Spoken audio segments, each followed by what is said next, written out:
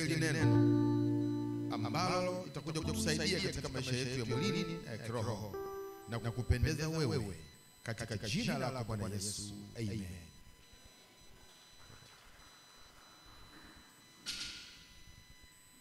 Neno letu ambalo tunajifunza siku ya leo ni chini ya kichwa kisemacho msalaba wake Yesu. Msalaba wake Yesu. Yohana sura ya 19 na mstari wa 25. Yohana sura ile ya 19 na mstari wa 25. Maandiko yanasomeka, na penye msalaba wake Yesu walikuwa wamesimama mamaye na ummu la mamaye, Mariamu Klopa na Mariamu Magdalene. Na penye msalaba wake Yesu.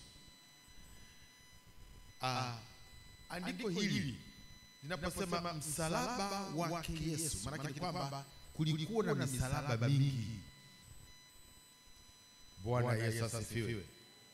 Kulikuwa na misalaba mingi. Hata wakati wa tukio hilo Yesu hakuwa peke yake.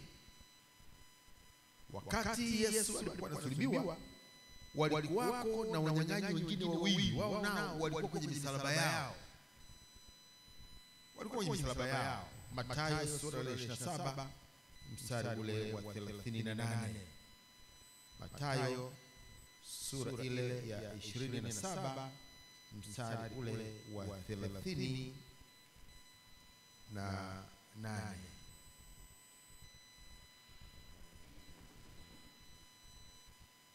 Mathayo sura 27 mstari wa 38. Wakati huo wanyang'anyi wawili wakasulubiwa pamoja naye, mmoja mkono wake wa kuume na mmoja mkono wake wa kushoto. Kwa hiyo pale walikuwa watatu. Kama walikuwa watatu na watu wanasulubiwa, maana ni kwamba kulikuwa na misalaba mitatu. Bwana Yesu asifiwe. Misalaba ilikuwa mitatu. Ndio maana katika misalaba hii mitatu kulikuwa na msalaba wake Yesu. Na msalaba wake Yesu ni tofauti na misalaba ya wale wengine wawili. Maana sababu za wao kutundikwa pale katika ile misalaba ilikuwa inatofautiana. Msalaba wake Yesu ndio huo ambao unatajwa tena katika Biblia, unaitwa msalaba wa Kristo au msalaba wa Bwana wetu Yesu Kristo. Angalia Galatia sura ya 6 mstari ule wa 12 alafu mstari wa 14. Wa Galatia sura ya 6 mstari wa 12 alafu mstari wa 14. Wote watakao kuonekana ni wazuri, wote watakao kuonekana ni wazuri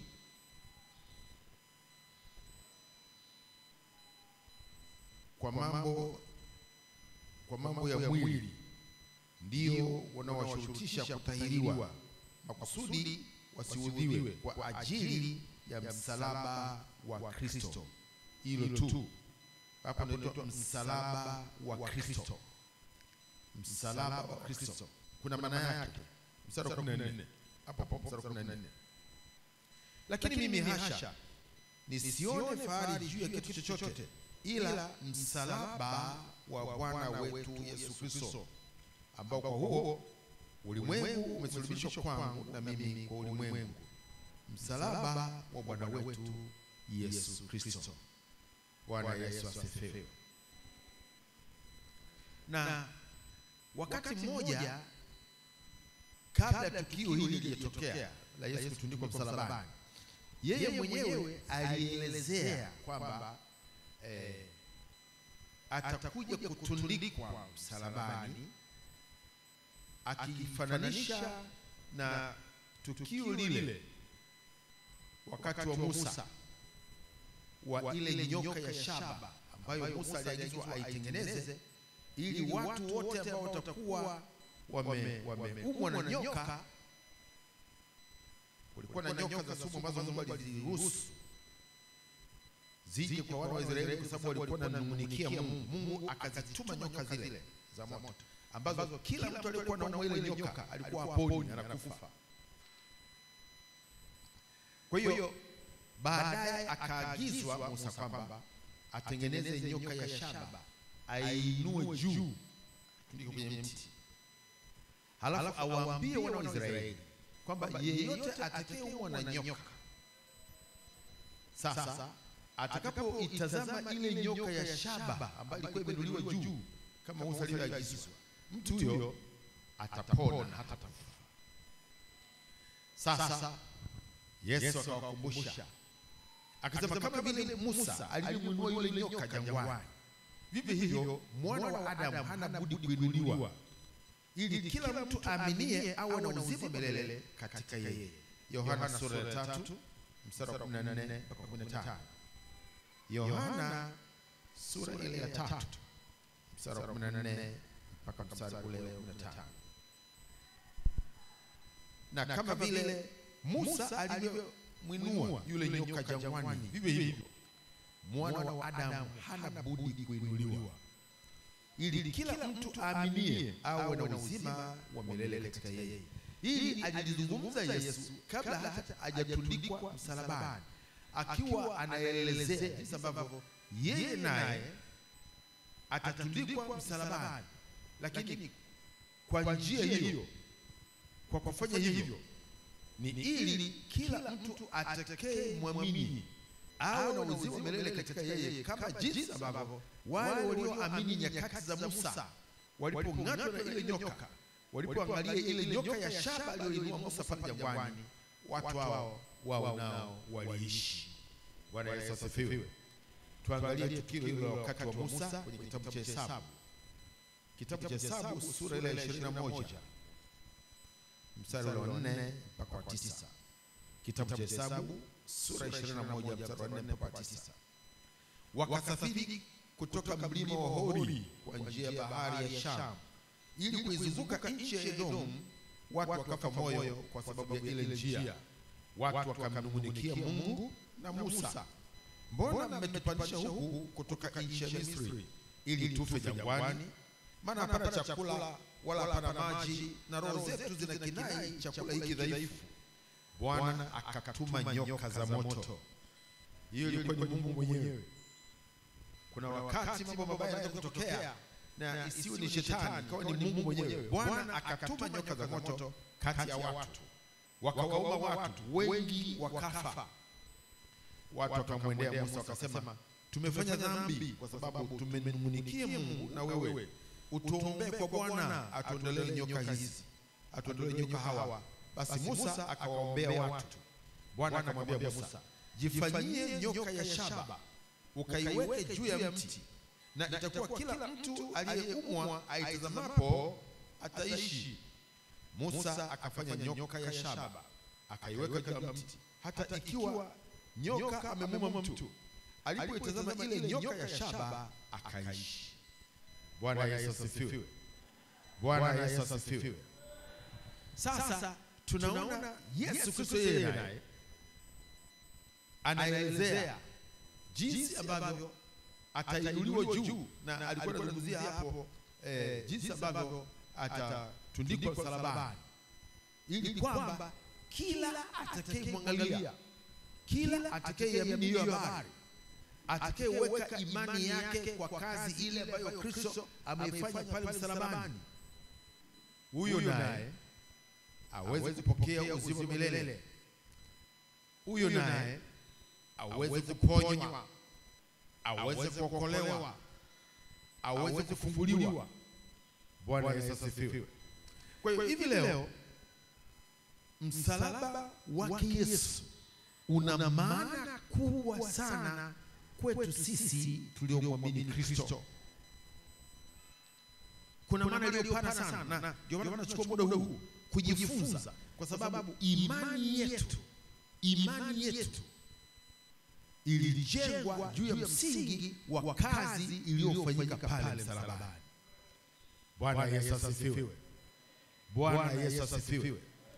na watu wengi hawajui, hawaelewi, hawajajifunza kwamba pale katika msalaba kulikuwa na umuhimu gani. Kwa nini msalaba? Lakini pia hawajui kwamba misalaba iko mingi. Hata wakati ule wa Yesu kulikuwa na misalaba mitatu pale. Ule msalaba ambao ulikuwa na umuhimu mkubwa na ndio ambao leo unahusiana na imani yetu ni ule msalaba uliokuwa wa Yesu, sio ile miwili ya wanyang'anyi. Bwana Yesu asifiwe.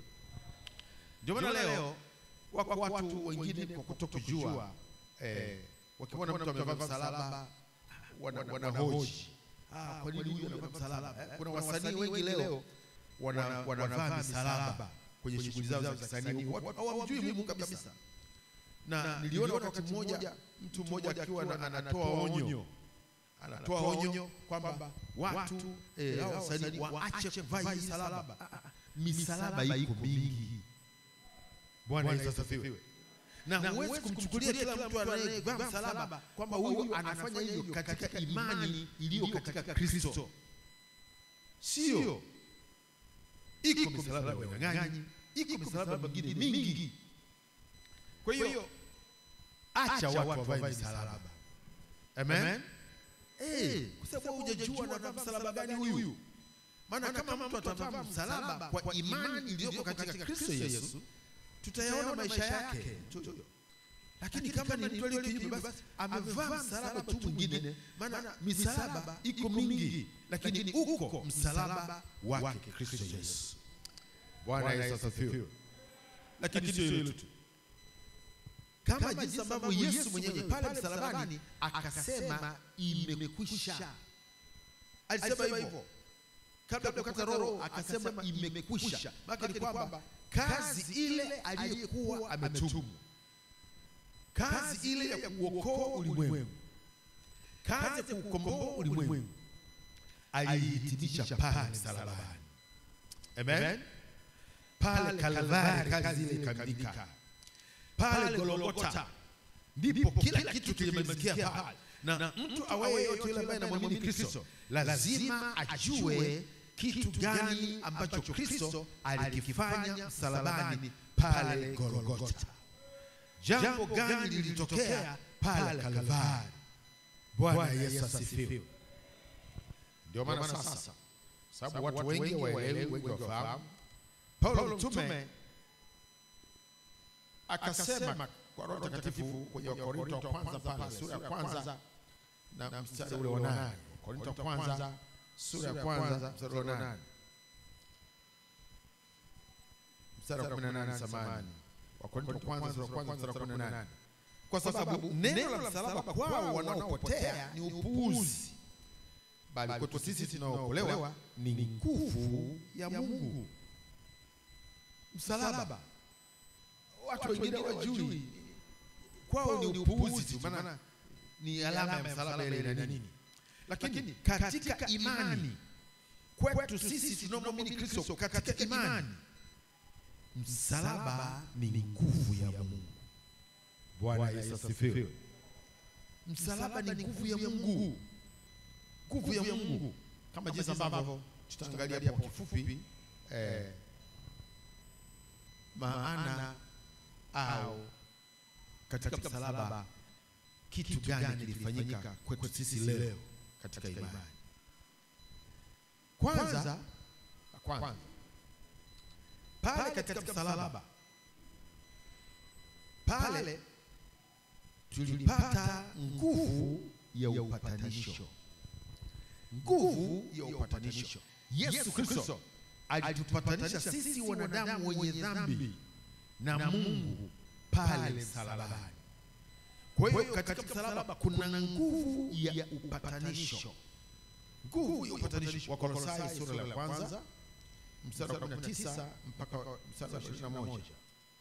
Wakolosai 1 mstari ule wa 19 mpaka mstari wa 21.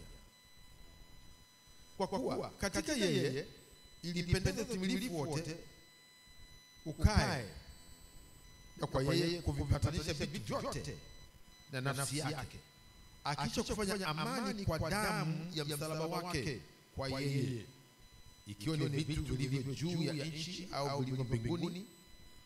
Na ninyi mliokuwa hapo kwanza mmefarikishwa tena adui katika nia zenu kwa matendo yenu mabaya, amewapatanisha sasa.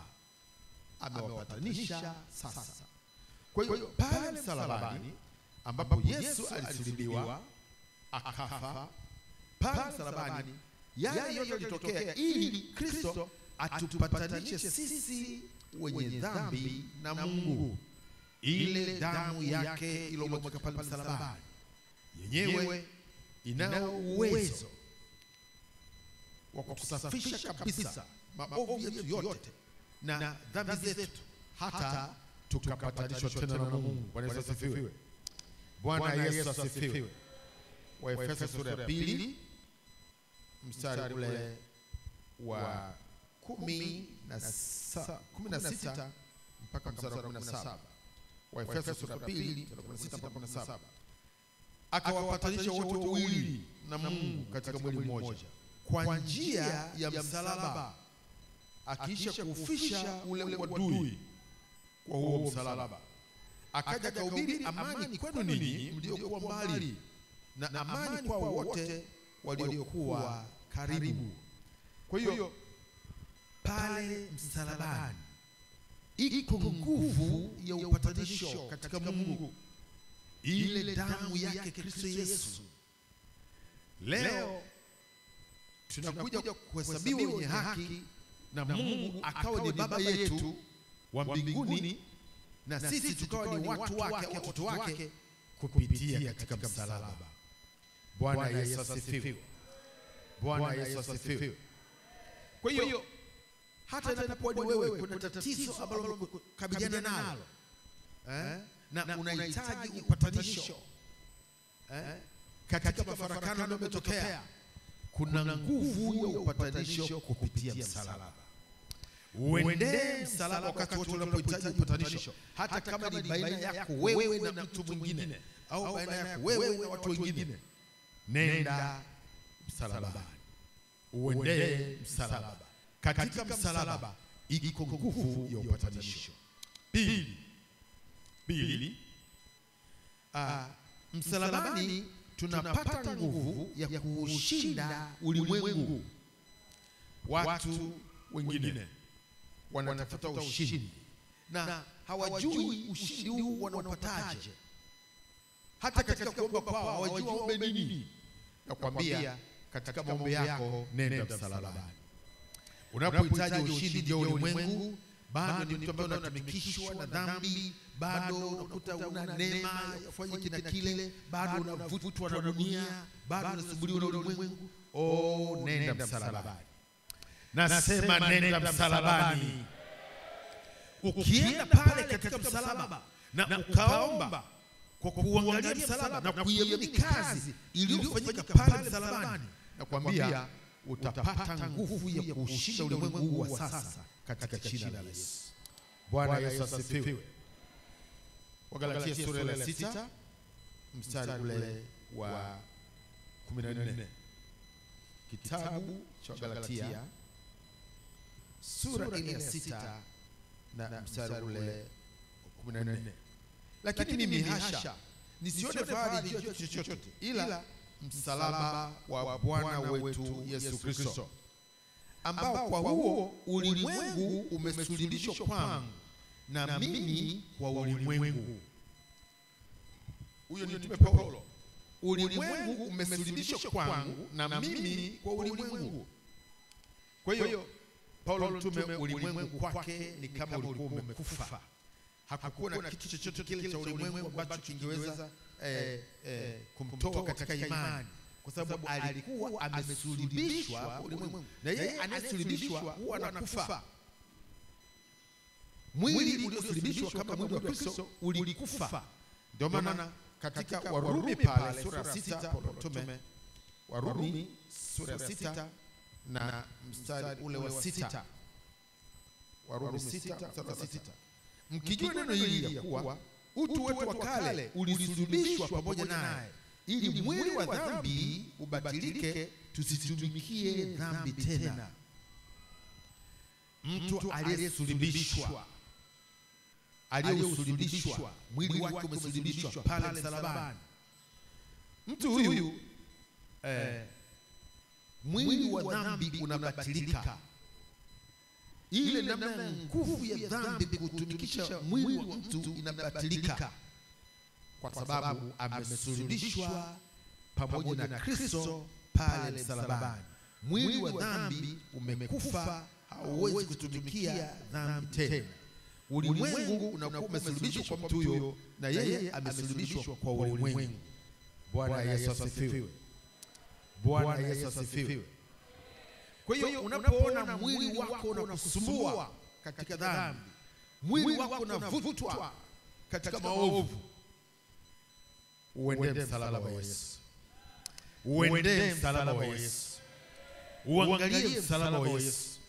Nenda msalabani kwa imani katika maombi. Waambie Bwana, kama jinsi ambavyo wewe ulisulubishwa na ni Yesu ambaye hukuwahi kutenda dhambi duniani katika maisha yako, Bwana nisaidie mimi nami huu mwili wa dhambi usulubishwe pamoja nawe, wala nisitumikie dhambi tena, wala nisivutwe tena katika dhambi, wala nisishindwe tena katika dhambi. Bwana, kazi ile ambayo uliikamilisha pale msalabani, ukasulubishwa ukafa, mimi nami mwili wa dhambi usulubishwe na ufe kwa habari ya dhambi katika jina la Yesu. Kuna kazi kubwa ilifanyika pale msalabani. Bwana Yesu asifiwe. Msalaba kwa mtu aliyeokoka, uzito wake ni mkubwa sana, sababu mambo mengi yaliishia pale msalabani Kristo aliposema imekwisha. Bwana Yesu asifiwe. Bwana Yesu asifiwe. Lakini sio hilo tu. Tatu. Pale msalabani tunapata msamaha wa dhambi zetu. Pale katika msalaba tunapata msamaha wa dhambi zetu, kwa sababu ile damu ya Yesu iliyomwagika pale msalabani, hiyo ndiyo inayotusafisha sisi na dhambi zetu zote. Bwana Yesu asifiwe. Bwana Yesu asifiwe. Waraka wa kwanza wa Yohana sura ya kwanza na waraka wa kwanza wa Yohana sura ya kwanza na mstari ule wa 7. Waraka wa kwanza wa Yohana sura ya kwanza mstari wa 7. Bali tukienenda nuruni kama yeye alivyo katika nuru, twashirikiana sisi kwa sisi, na damu yake Yesu mwana wake yatusafisha dhambi yote. Damu yake mwana wake yatusafisha dhambi yote. Hii damu ni ile iliyomwagika msalabani. Bwana Yesu asifiwe. Kwa hiyo katika msalaba ule tunapata msamaha wa dhambi zetu. Lakini sio hilo tu. Pale msalabani hati ya mashtaka iliyokuwa juu yetu na hukumu ambayo shetani alikuwa anatuhukumu kwa maovu yetu, hiyo hati ilibatilishwa. Yesu Kristo aliifuta pale msalabani, kwa sababu shetani anatuhukumu kwa mashtaka kwa sababu ya maisha yetu ya dhambi. Anakuwa na hati inayoonyesha maovu yetu, hati ya kutushtaki, hati ya kutuhukumu maisha yetu ya uovu. Lakini kazi aliyoifanya Yesu Kristo pale msalabani, aliifuta hiyo hati ya mashtaka.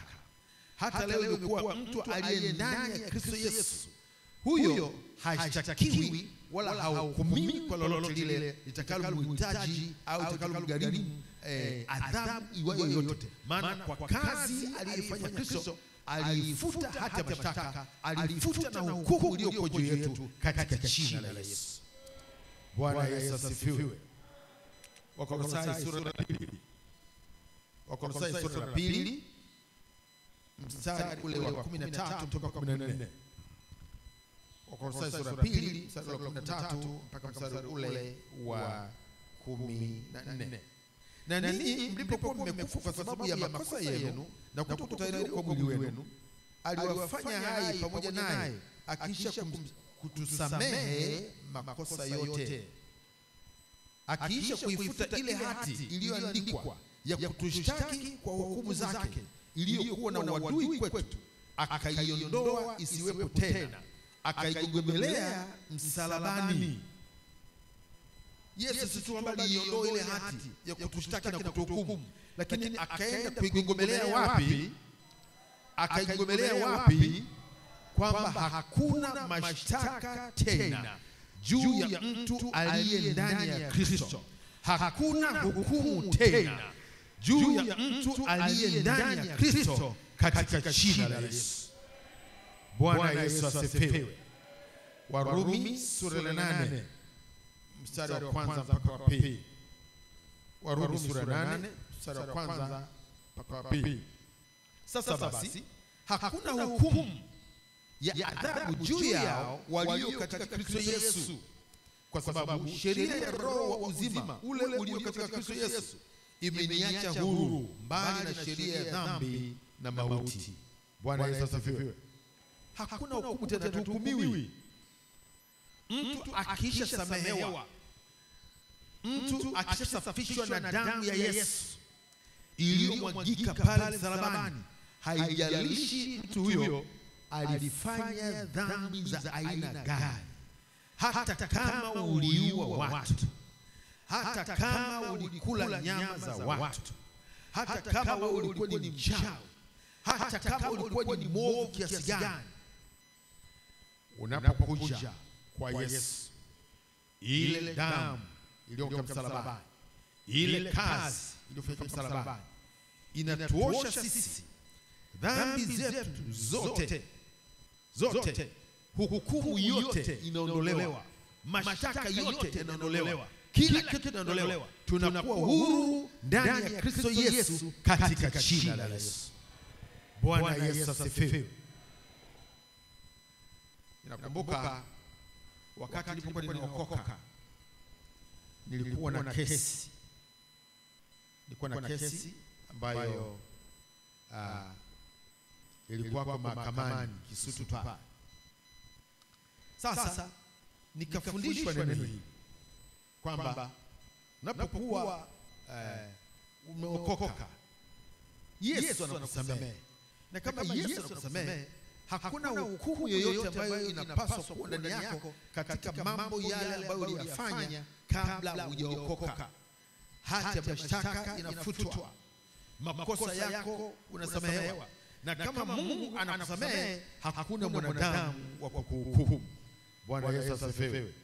Kwa hiyo neno hili nikawa nimelichukua kama lilivyo, kwamba kumbe kwa sababu nimeokolewa, hata ya mashtaka iliyokuwa juu yangu kwa habari ya maisha niliyokuwa nayo kabla kuokoka, hiyo hata mashtaka Yesu ameifuta, hukumu ameifuta. Maana ni kwamba hata hii kesi niliyo nayo mahakamani, ambayo chanzo chake ni maisha niliyokuwa nayo kabla wokovu, hii kesi imefutwa katika jina la Yesu.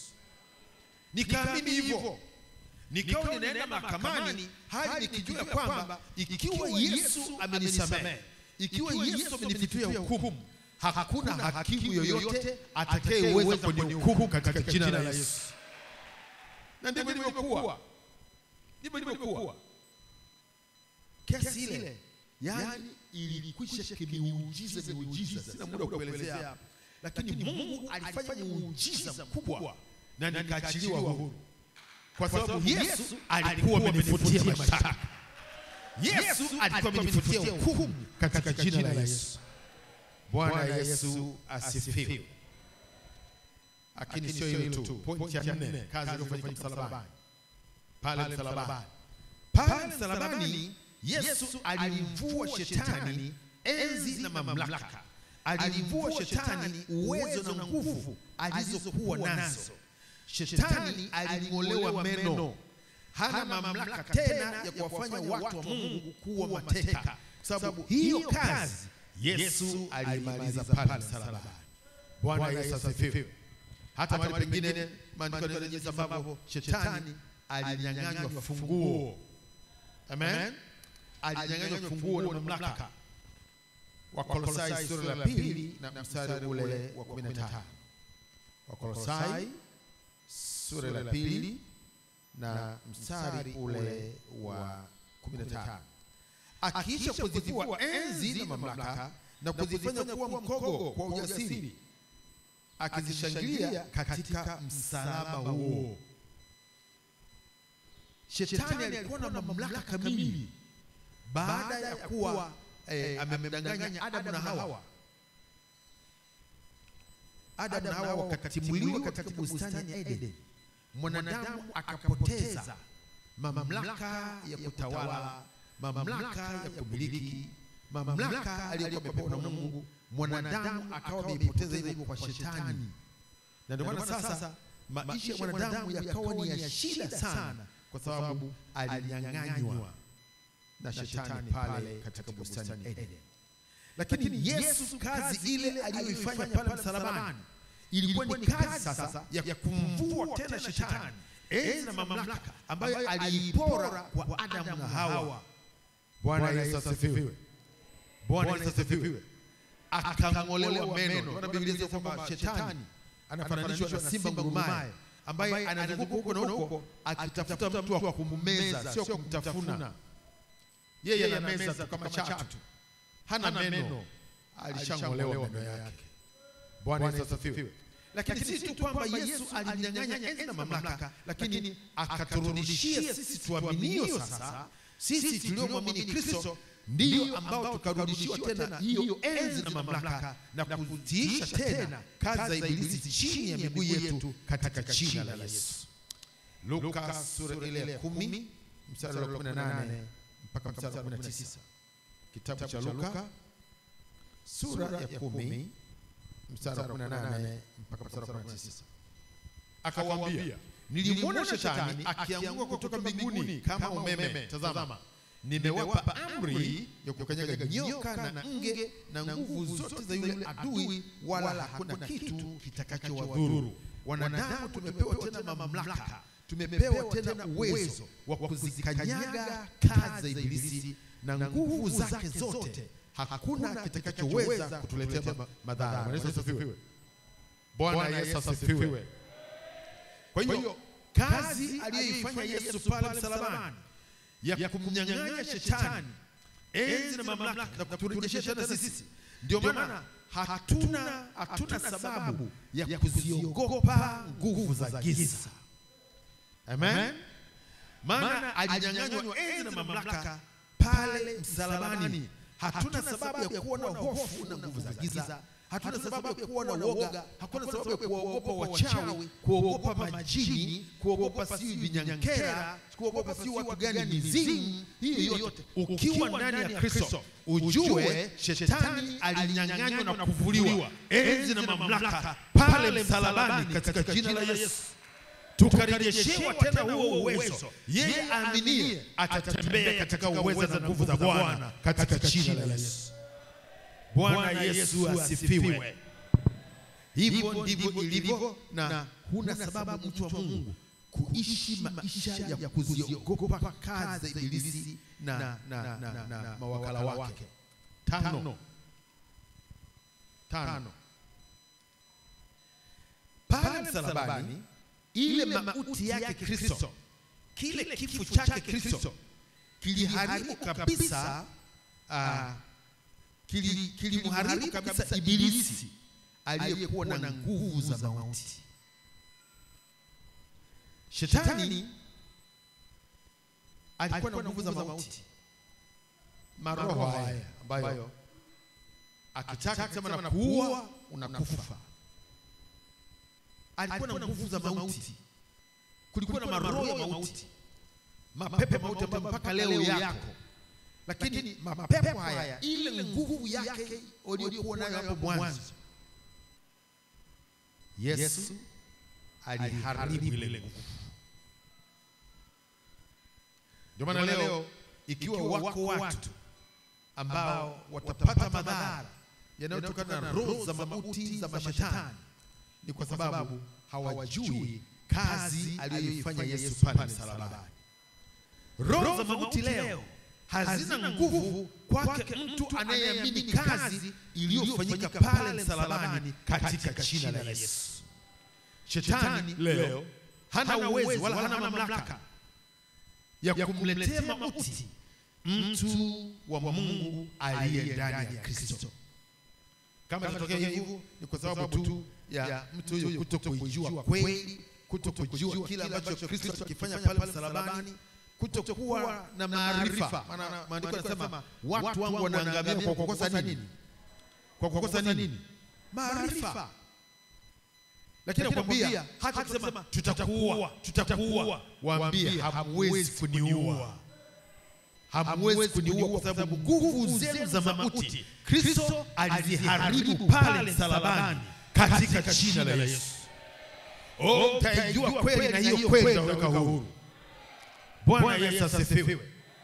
Huo ndio kweli. Waebrania sura ya 2 mstari wa 14 mpaka 15. Waebrania sura ile ya 2 mstari ule wa 14 mpaka mstari wa 15. Basi kwa kuwa watoto wameshiriki damu na mwili, yeye naye vivyo hivyo alishiriki hayo ili kwa njia ya mauti, sikiza vizuri, ili kwa njia ya mauti amharibu yeye aliyekuwa na nguvu za mauti, yani Ibilisi, awaache huru wale ambao kwamba maisha yao yote kwa hofu ya mauti yalikuwa katika hali ya utumwa. Ndio watu walikuwa katika hali ya utumwa, maana shetani alikuwa na uwezo wa kuwaua kama pendavyo. Lakini Yesu alipokuja akamharibu yeye aliyekuwa na nguvu za mauti. Leo sisi ndio ambao tunazikemea hizo roho za mauti ziondoke katika jina la Yesu. Bwana Yesu asifiwe.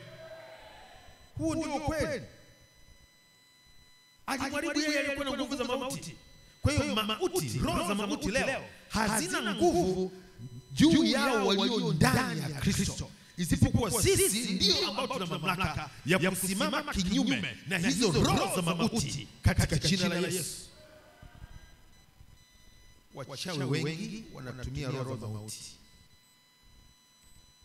kuua watu, wanawaroga watu wanakufa kwa kutumia hizo roho za mauti. Sasa wanafanya hivyo kwa sababu ya watu ambao hawako ndani ya Kristo, hawako ndani ya Yesu. Mimi nakwambia ukiwa ndani ya Kristo unakuwa kiumbe kipya, unafanyika kiumbe kipya. Yale maroho ambayo yalikuwa yanakuweza zamani kabla hujaokoka, sasa umekuwa kiumbe kipya ndani ya Kristo. Hizo roho za mauti za Ibilisi hazina kitu kwetu katika jina la Yesu.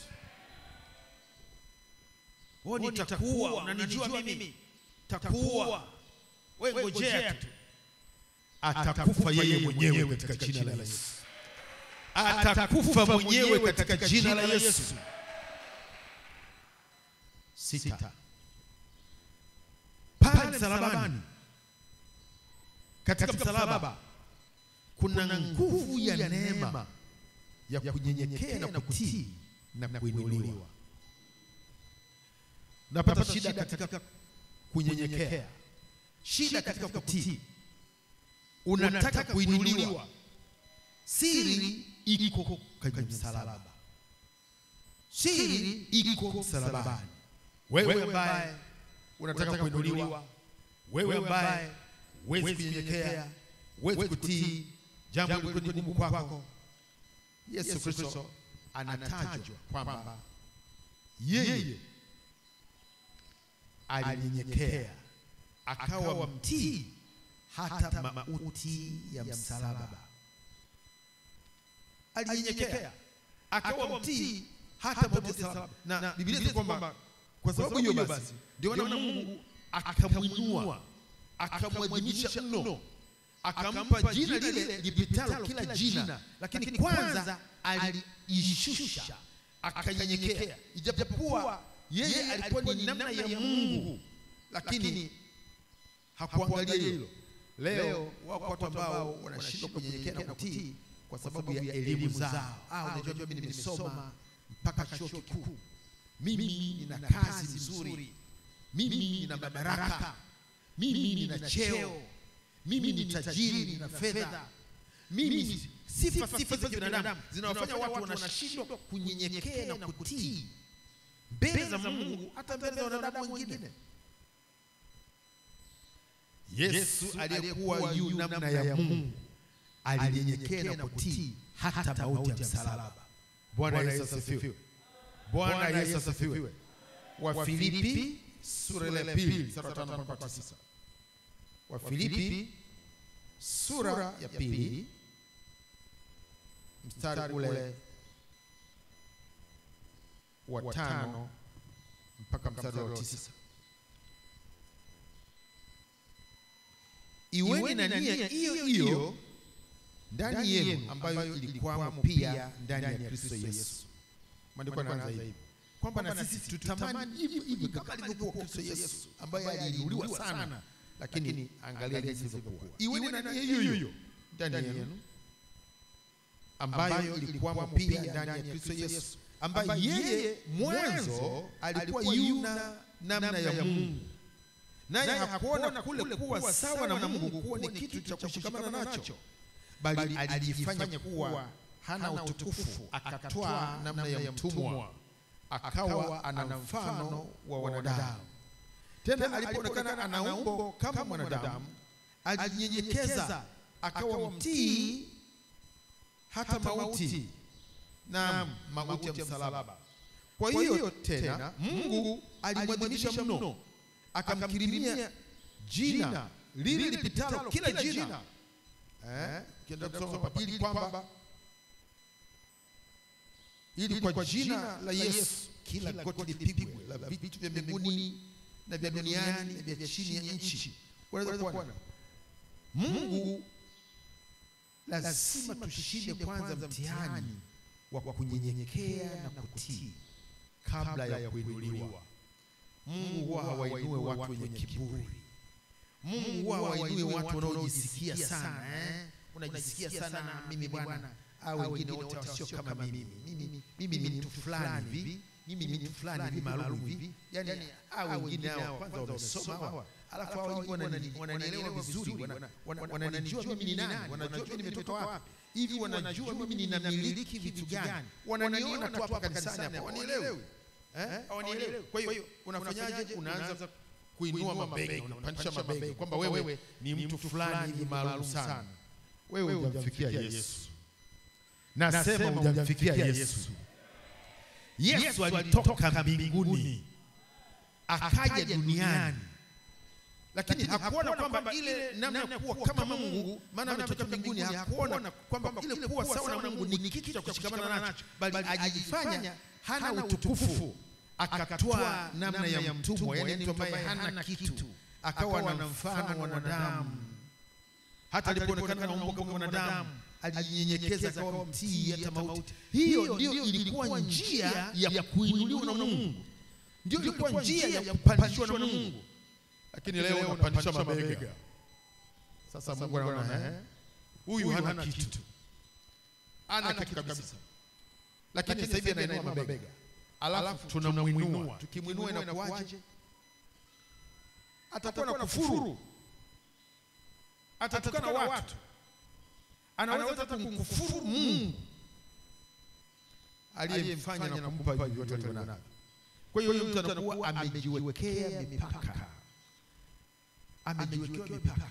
Ndio maana leo watu ambao wameinuliwa sana na Mungu, yaani ukikutana nao unaweza usiamini, jinsi walivyo nyenyekevu, walivyo pole, jinsi walivyo na upendo, jinsi ambavyo wanashirikiana na watu. Huwezi kujua ukiambia kwamba huyu ndio fulani ambao ukisikia habari zake unaweza usiamini. Lakini leo tu kidogo tu namna hii tayari hataki kuonana na watu, hataki kufanya hivi kutana na watu. Yeye ni mtu mkubwa sana, yeye ni askofu, amejifungia ofisini. Namna hiyo ni kuzuia Mungu asikuinue zaidi. Bwana Yesu asifiwe. Bwana Yesu asifiwe. Leo tumepata vielela fulani tayari, jeuri, kiburi. Ndio nashangaa ndugu zangu wengine hapa. Yaani kamlango kidogo tu, kidogo, yani kiduchu, wanaita kiduchu. Yaani na ibada haonekani. Iko bize. Yuko anafukuzana na pikipiki huko barabarani. Hatumuoni pikipiki. Ukipata gari si tutamwagia matope. Yuko ndugu mmoja hapa pata habari zake. Ameonekana mahali fulani, alikuwa hapa zamani. Sasa mtu mmoja akamkuta mahali. Mpendwa, mbona uonekani? Na alikuwa anaonekana katika hali fulani ya kilelele fulani. Asema bwana, niligundua pale kanisani palikuwa pananipotezea muda mwingi sana pale mambo yangu. Tafuta hela. Tafuta hela. Mnakaa kanisani mnasali. Tafuta hela. Yuko kwa hiyo hela tafuta hiyo ndio hiyo. Sasa huyu chanzo chake ni nini? Alipata tu vihela fulani hivi. Tayari na jeuri na kashfa na kufuru, nini mnasalisali mna hela. Sisi tunakuja kutafuta hela hapa. Na uliza tunatafuta hela hapa. Hapa tutafuti pesa. Hapa tunamwabudu Mungu wetu aliyetufanya aliye hai. Kwa sababu anastahili kuabudiwa. Anastahili kusifiwa. Anastahili kuhimidiwa katika jina la Yesu. Fedha na dhahabu ni mali yake. Maandiko yanasema hivi. Bwana Yesu asifiwe. Kwa hiyo huo ni ujinga tu. Mtu anakuwa na kiburi tu kidogo hivi kwa sababu tu vihela vyenyewe alipata vihela, basi ni shida. Na ndio maana Mungu atupatii. Shida kubwa sana tukipata kidogo tu yani. Haya, waraka wa kwanza Petro sura ile ya 5 mstari wa 5 mpaka 6. Waraka wa kwanza wa Petro sura ya 5 mstari wa 5 mpaka 6. Vivyo hivyo ninyi vijana watiini wazee. Naam, ninyi nyote jifungeni unyenyekevu mpate kuhudumiana, kwa sababu Mungu huwapinga wenye kiburi, lakini huwapa unyenyekevu neema. Basi nyenyekeeni chini ya mkono wa Mungu ulio hodari, ili awakweze kwa wakati wake. Bwana Yesu asifiwe. Atukweze kwa wakati wake. Lazima tu unyenyekevu. Na unapata shida kunyenyekea, nenda msalabani, kuna unyenyekevu pale. Unapata shida kutii, nenda msalabani, pale kuna nguvu ya kutii. Pale kuna nguvu ya kunyenyekea. Pale iko nguvu ya kuinuliwa katika jina la Yesu. Bwana Yesu asifiwe. Kuna kiburi kinakusumbua, unasikia ndani kuna kiburi. Kwa nini? Wewe nenda msalabani, mwambie Bwana, hapa msalabani Yesu Kristo, wewe uliyekuwa namna ya Mungu, hukuona kwamba kuwa kama Mungu ni kitu cha kushikamana nacho, ukakubali ukasulubishwa na wanadamu, ukanyenyekea na kutii mpaka mauti ya msalaba. Bwana, nisaidie na mimi. Hichi kiburi kinatoka wapi? Nguvu ya kushinda itakuja juu yako katika jina la Yesu. 7 tulipata nini pale msalabani? 7 pale msalabani tulipata ukombozi. Tulipata ukombozi. Maana katika yeye huyo Kristo Yesu tunapata ukombozi, msamaha wa dhambi, sasa na wingi wa neema yake. Ukombozi na tulirudishiwa vile tulivyopoteza. Maana shetani alitupora vitu vingi sana pale bustani Eden. Tulipoteza baraka nyingi. Tulipoteza mambo mengi ambayo Mungu alitukirimia wanadamu. Sasa tunakombolewa kwa damu ya Yesu. Vitu vyetu vilivyopotea, yale tuliyopoteza, yanarejeshwa pale msalabani. Waefeso sura ya kwanza mstari wa 7. Waefeso 1 mstari ule wa 7. Katika yeye huyo kwa damu yake tunao ukombozi wetu, masamaha ya dhambi sawa na wingi wa neema yake. Tunao ukombozi. Tumekombolewa. Wimbo ulioimbwa hapa muda mfupi hapa, ujumbe ulikuwa ndio tumekombolewa kwa damu ya Yesu. Amen. Tumekombolewa. Na kukombolewa kuna maana nyingi sana. Kukombolewa maana ni kwamba yote yale ambayo tuliyapoteza pale bustani Eden, tulipoteza chochote kile ambacho tulipoteza pale katika mpango wake Mungu wa kutuleta duniani. Tulipoteza kumiliki, tulipoteza usawi, tulipoteza kutawala, yote tulipoteza pale kwa kukombolewa pale msalabani kwa damu ya Yesu. Sasa hayo yote yanarejeshwa kwetu. Kwa hiyo ikiwa bado unaona maisha yako hakuna unachokiona katika yale ambayo Bwana amesema kwamba yamerejeshwa kwetu, tumekombolewa, lakini huoni kitu, mbona sioni cha ziada? Rudi msalabani. Rudi msalabani. Nenda katika msalaba, mwambie Bwana, hapa nilikombolewa, hapa vilirejeshwa vyote vya kwangu. Kama ni mali, kama ni ustawi, kama ni chochote kile, viko wapi? Nahitaji kuviona katika maisha yangu, maana Kristo Yesu alinikomboa. Kama nilikombolewa, lazima nivione hivi katika maisha yangu, katika jina la Yesu. Tulikombolewa pale msalabani kwa damu yake Yesu, tulikombolewa. Na ukombozi huu ni kweli, lakini ni mpaka wewe mwenyewe uwe na maarifa, wewe mwenyewe ujue pale msalabani kitu gani kilifanyika. Tulikombolewa msalabani. Bwana Yesu asifiwe. Yote vilichukuliwa. Ukombozi maana ni kurudishiwa, kutolewa katika hali hiyo na kurudishiwa vitu vyote. Tunarudishiwa vyote ambavyo Mungu alivikusudia kwetu katika maisha yetu hapa duniani katika jina la Yesu. Bwana Yesu asifiwe. Yesu akasema yeye ambaye alipoteza kwa ajili yangu mimi, aliyepoteza ndugu, aliyepoteza nyumba na mashamba kwa jina langu mimi, atarudishiwa mara ngapi? Mara ngapi? Mara 100. Neno linasema hivyo. Tumekombolewa, lazima hayo tuyaone yakiwa halisi maishani mwetu. Bwana Yesu asifiwe. 8. Pale msalabani Yesu alitununua kwa thamani ya damu yake. Alitununua kwa thamani ya damu yake iliyomwagika msalabani. Kwa hiyo ikiwa tulinunuliwa na Yesu, kuna kitu cha ziada hapo. Wanaweza asifiwe.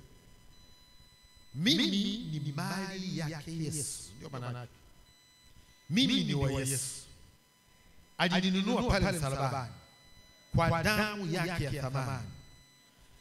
Kama mimi ni wa Yesu, anayemiliki vyote, mimi ni wa Yesu aliye uzima tele, mimi ni wa Yesu ambaye anasema alikuwa maskini ili kwa maskini wake mimi ni wa tajiri. Mimi ni wa Yesu. Ikague mwenyewe, jiangalie mwenyewe. Kama wewe ulinunuliwa pale msalabani, ni wa thamani. Sikiliza, Yusufu aliponunuliwa utumwani kule Misri, alienda kuwa mtumwa wa nani? Mtu mmoja alikuwa anaitwa nani? Potifa. Potifa alikuwa ni mkuu sana katika jeshi la Misri. Amen. Huyu alikuwa ni mtu mkubwa, na isitoshe huyu Yusufu akafanywa kuwa mkuu wa watumishi wote nyumbani kwa Potifa. Wao nafikiri kwa Potifa walikuwa wanakula nini? Kwa Potifa palikuwaje? Na huyu alikuwa ni mtumwa. Kwa Potifa palikuwaje? Yaani ningeweza kutolea mfano, mtu ambaye leo ni mtumwa au ni mtumishi wa ndani au ni mtumishi wa mazingira ya nje? Nyumbani kwa nani? Mkuu wa majeshi. Fanya Potifa alikuwa ni mkuu wa majeshi. Sasa wewe ni mtumishi nyumbani kwa mkuu wa majeshi. Maisha yako unaweza kuyafananisha na maisha ya mtu aliyeko mtaani huko? Yatafanana? Utakula kama anavyokula mtu wa huko mtaani? Haiwezekani. Haiwezekani. Wewe tayari ni mtu mkubwa sana katika ukuu ule wa Bwana wako. Ukuu uko pamoja na wewe katika jina la Yesu. Ndio maana leo ukikutana hata na karani tu wa ikulu anaweza kukutisha. Kweli si kweli? Karani tu ambaye hata ni mfagizi, tufanye mfagizi. Kule nako kuna wafagizi kama kawaida, wanaofagia kila kitu kama kawaida. Lakini ana kitambulisho cha wapi? Ikulu. Alafu anakutana na wewe huko mtaani, anakuambia huyu anafanya kazi Ikulu. Watu wanaogopa huyo. Kweli si kweli? Alafu huyo hivyo unafikiri anaweza kaishi mazingira kama ya huku Luguruni wakati anafanya Ikulu? Hawezi kukaa huku. Tayari ile kazi na ofisi anayotumikia ni mtu ambaye anatakiwa akae mahali fulani hata kwa usalama wake. Lakini sio hilo tu, wasije watu wengine wa mitaani wakaanza kumshawishi kwenye mambo yao yasiyokuwa na maana. Kwa hiyo huyu naye maisha yake ni maalum na anaangaliwa kwa maalum, maana anafanya kazi mahali nyeti. Hata marupurupu yake, mishahara yake na kila kitu chake kipo maalum. Bwana Yesu asifiwe. Sasa wewe umenunuliwa na Yesu. Amen. Umenunuliwa na nani? Kwa nini unakubali kuwa hivyo ulivyo? Kwa nini ukubali kuwa hivyo ulivyo? Sikiliza.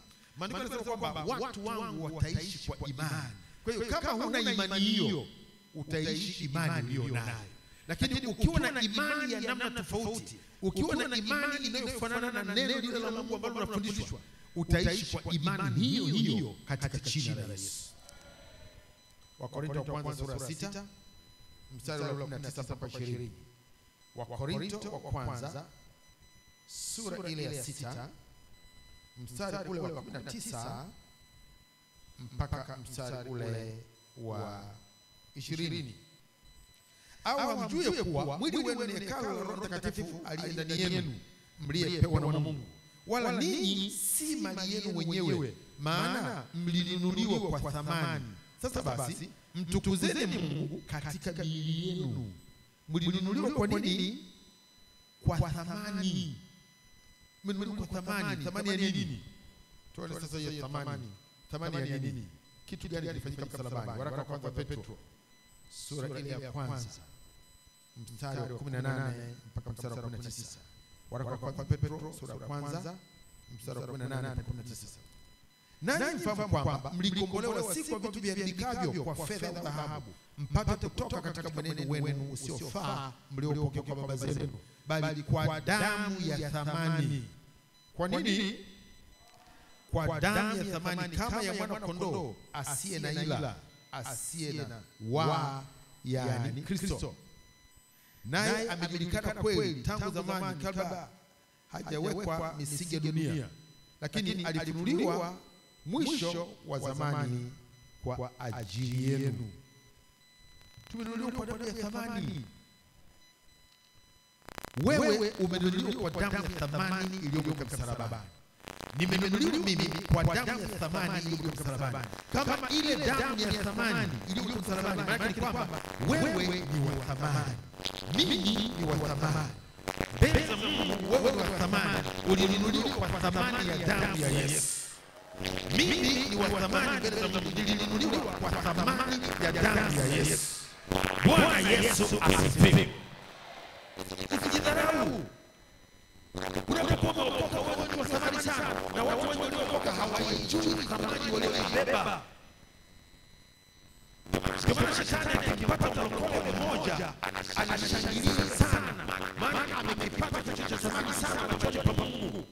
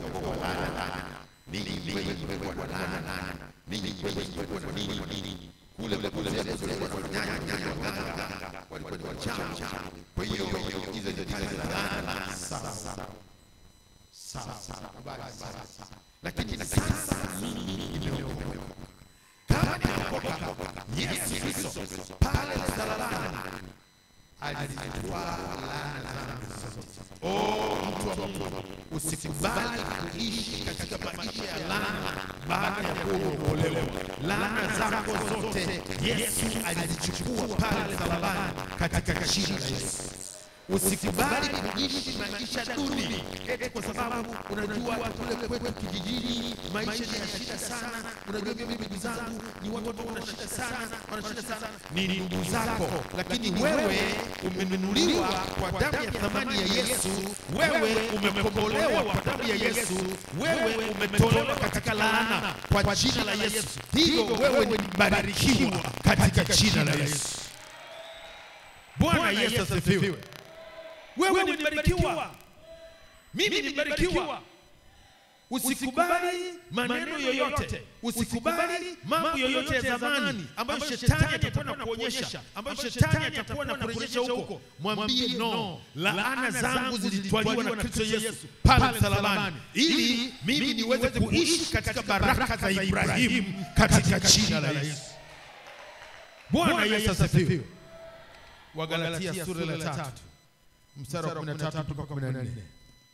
Wagalatia sura ile ya 3 mstari wa 13 mpaka mstari ule wa 14. Kristo alitukomboa katika laana ya torati, kwa kuwa alifanywa laana kwa ajili yetu, maana imeandikwa, amelaaniwa kila mtu aangikwaye juu ya mti, yani juu ya msalaba. Wakati huo adhabu ile ya kufa kwa kutundikwa msalabani ilikuwa ni laana. Mtu alikuwa anahukumiwa adhabu ile ilikuwa anasema kwamba amelaaniwa mpaka hukumiwe kutundikwa kwa kufa msalabani. Sasa Yesu alikufa kifo cha aina hiyo, kifo cha laana. Kumbe yeye alifanyika kuwa laana pale ili sisi leo laana zetu zote ziwe juu yake, tuwe tumekombolewa na tena tuwe tuliobarikiwa katika jina la Yesu. Mstari wa 14. Ili kwamba baraka ya Ibrahimu iwafikirie mataifa katika Kristo Yesu, tupate kupokea ahadi ya Roho kwa njia ya imani. Bwana Yesu asifiwe. Bwana Yesu asifiwe. Kwa hiyo pale msalabani tulikombolewa na kutolewa katika laana. Tumekombolewa. Na maana ya kukombolewa, Isaya 35 mstari wa 10. Uweze kupata maelekezo hapo mtu aliyekombolewa na waje. Isaya 35 mstari wa 10. Na hao waliokombolewa na Bwana watarudi, watafika Sayuni wakiimba, na furaha ya milele itakuwa juu ya vichwa vyao. Nao watapata kicheko na furaha, huzuni na kuugua zitakimbia katika jina la Yesu. Bwana Yesu asifiwe. Hivyo ndivyo anapokuwa mtu aliyekombolewa na Bwana. Mtu namna hiyo atakuwa ni mtu anayeimba tu, yani ndani yako wewe roho anabubujika tu kwa furaha na kwa kuimba, na itakuwa hiyo milele. Kicheko, furaha, huzuni, kuugua kutakimbia. Tukiona mtu hacheki, hana furaha, anaugua, ana huzuni, huyo hajakombolewa. Wewe rudi msalabani. Amen. Rudi msalabani, pale kuna ukombozi. Na ukikombolewa tutakuona ni mtu ambaye umejaa kicheko. Ukikombolewa tutakuona ni mtu ambaye umejaa furaha. Ukikombolewa tutakuwa mtu ambaye huna kuugua ndani yako, huna huzuni ndani yako. Tutajua huyu amekombolewa msalabani pa Bwana katika jina la Yesu. Hauyaoni hayo? Wewe mwenyewe nenda msalabani, muulize Bwana, ukombozi wako uliopatikana msalabani uko wapi? Uko wapi? Mbona mimi sioni? Mbona mimi sioni hiyo furaha? Mbona mimi sioni uko kuimba? Nimekuwa tu ni mtu wa huzuni. Bwana, ninahitaji huu ukombozi ambao ulipatikana msalabani pako. Uende msalaba. Tuende msalaba. Tuende msalaba. Kwenye msalaba upo ukombozi wetu katika jina la Yesu. 10 na mwisho. 10 na mwisho. Pale msalabani tulipata uponyaji. Tulipokea uponyaji. Amen. Maana maandiko yanasema katika Isaya 53 mstari wa 5. Isaya 53 mstari ule wa 5. Bali alijeruhiwa kwa makosa yetu, alichubuliwa kwa maovu yetu, adhabu ya amani yetu ilikuwa juu yake, na kwa kupigwa kwake sisi tumepona. Sio tutapona, sio tutapona, tumepona. Kwa kupigwa kwake sisi tumepona. Tumepona. Pale msalabani tulipokea uzima, tulipokea uponyaji. Sio kwamba tutaugua, tutaugua. Sio kwamba magonjwa hayatakuja, yatakuja. Lakini katika mazingira hayo tuende msalaba, tusogelee msalaba. Maana kama jinsi ambavyo Musa aliwaambia wale wana wa Israeli kwamba wakiumwa na nyoka waiangalie ile nyoka ya shaba ambayo alikuwa ameinua pale jangwani, kwamba wakiangalia ile nyoka ya shaba ilikuwa imeinuliwa wataishi. Na sisi leo nyoka ya shaba ni Bwana Yesu. Nyoka ya shaba ni Yesu. Nyoka ya shaba ni Yesu. Wakati wote tunapokuwa tumepata jambo lolote lile, tunapoinua macho yetu msalabani, yuko nyoka wa shaba Yesu Kristo. Tukimwangalia yeye na kuamini na kuja mbele zake katika kuomba, yeye mwenyewe alisema kama ilivyokuwa wakati wa Musa ndivyo itakavyokuwa wakati wa leo katika jina la Yesu. Hata kama tutaugua magonjwa, hata kama tutapatwa na magonjwa ambayo yatahatarisha maisha yetu, na labda tutaona kwamba ni kifo kipo dhahiri, kama ilivyokuwa nyoka ya shaba, wote walioangalia nyoka ya shaba waliishi. Na leo ni vivyo hivyo, wote watakaoangalia nyoka ya shaba Yesu Kristo, hao watapona, hao watapokea uponyaji. Kumbuka nyoka ya shaba nyakati hizo zamani kulikuwa na dawa za nyoka. Kulikuwa na dawa za nyoka ambazo kwa zinatumika inapokuwa mtu ameumwa na nyoka. Kulikuwa na dawa za nyoka. Lakini hizi nyoka za moto ambazo alizituma Mungu mwenyewe, hizi dawa zilizokuwa zimezoeleka kwa ajili ya nyoka, walipozitumia hazikufanya kazi yoyote. Kwa Biblia kuna dawa kama na dawa zingine, hizo zote hazikufua dafu mbele ya nyoka ya moto. Hata leo ziko nyoka za moto ambazo hazisikii dawa yoyote. Ziko nyoka za moto. Yako magonjwa yasiyosikia dawa leo. Yako magonjwa ambayo hayaponyekani leo kwa matibabu ya kibinadamu. Usiogope. Nasema usiogope. Nasema usiogope. Ipo kazi maalum iliyofanyika msalabani. Ipo kazi aliyoifanya yeye nyoka ya shaba aliyokolewa Yesu Kristo, ili wote watakao amini na kumwangalia wapate kuishi. Mimi sijui nyoka gani nimekutana nayo maishani, Sijui mambo uliyopata ni mambo gani katika maisha yako. Na kuambia hivi, Yesu aliposema pale msalabani kwamba imekwisha, imekwisha, alikuwa na maana kwamba katika mambo yote ambayo wanadamu hawana na majibu yake, hawajui wafanye nini, hawajui waende wapi, pale msalabani yeye alimaliza. Pale msalabani alimaliza. Haya tunayoangalia hapa ni machache sana. Tungaliweza leo kuchukua muda wetu wote hapa tukiangalia tu mambo ambayo Kristo aliyahitimisha pale msalabani, lakini muda wetu na haya tunayoangalia kwa leo yanatosha. Kwa leo yanatosha. Lakini nakwambia hilo la kwako unalosema ni changamoto, limekuhangaisha, umehangaika nalo, umekuwa ukihangaika nalo, na nakwambia ugeukie msalaba. Uangalie msalaba. Ugeukie msalaba. Uende msalaba. Yuko yeye aliye nyoka wa shaba leo. Ukiangalia nyoka ya shaba leo, uponyaji wako ni dhahiri. Majibu ya changamoto zako, majibu ya mambo yaliyokupata, si kwenye mahusiano, si kwenye biashara, si ni afya ya mwili, si ni kitu gani, ukombozi wako uko pale msalabani. Utauendea msalaba leo. Utauendea leo msalaba. Mahali pale uliposimama macho. Simama macho. Simama macho. Bwana waweza. Angalia jinsi ambavyo watu wako. Tumeangalia katika mambo machache Bwana kwa habari ya msalaba.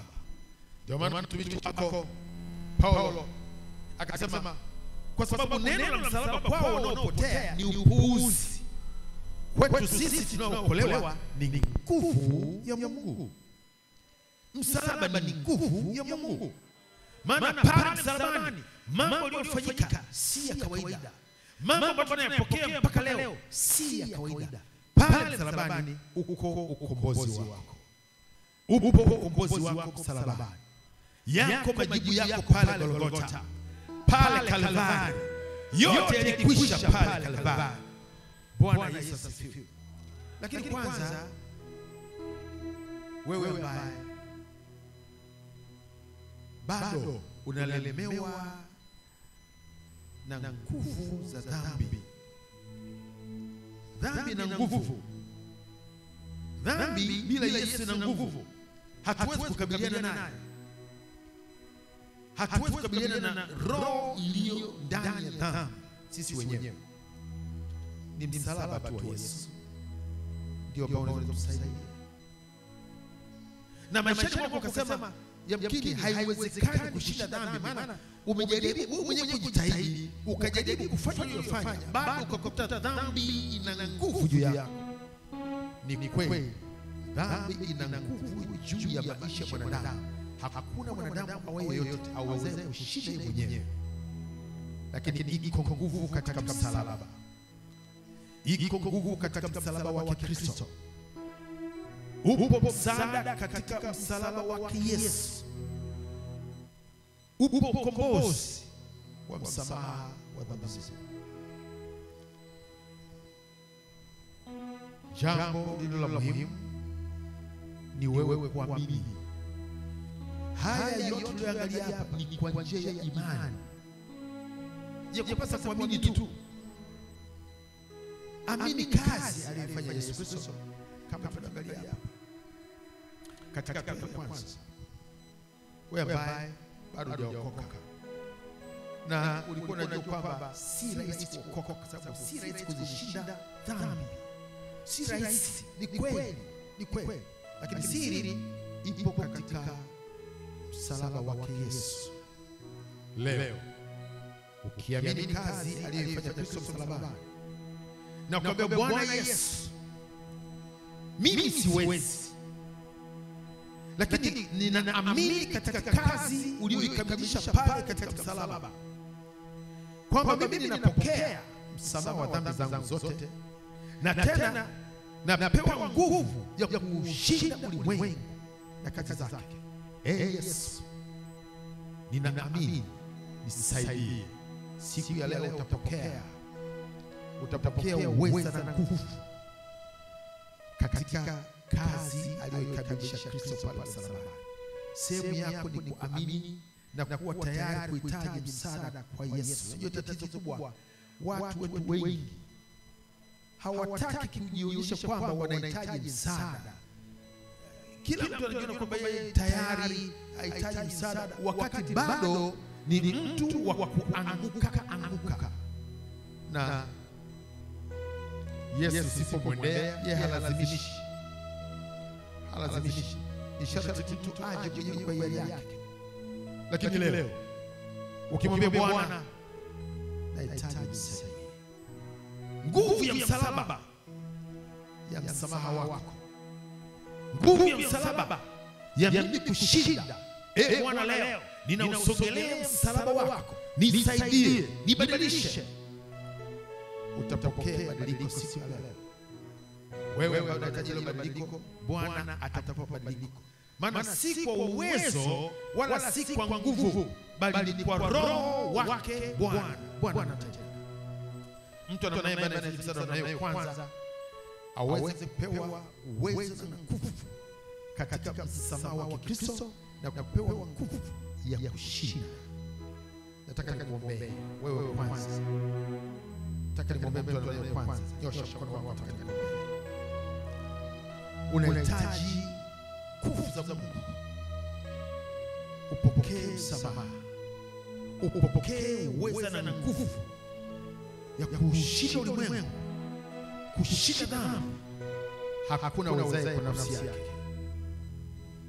Nyosha mkono nikuombee. Fatisha maneno haya. Sema, Bwana Yesu, nakuja mbele zako. Nahitaji msaada wako. Na uendee msalaba leo. Ninakuangalia wewe, nyoka wa shaba wa nyakati zangu nilizo nazo. Ninakuangalia Bwana, nipate kupona. Nipate kupona. Yesu nikomboe. Wewe Yesu nikomboe kwa kazi yako ya msalaba.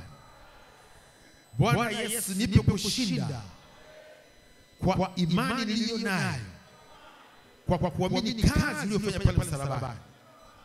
Nipe kushinda, na zaidi ya kushinda ni ushinde ulimwengu huu na kazi zake mbovu.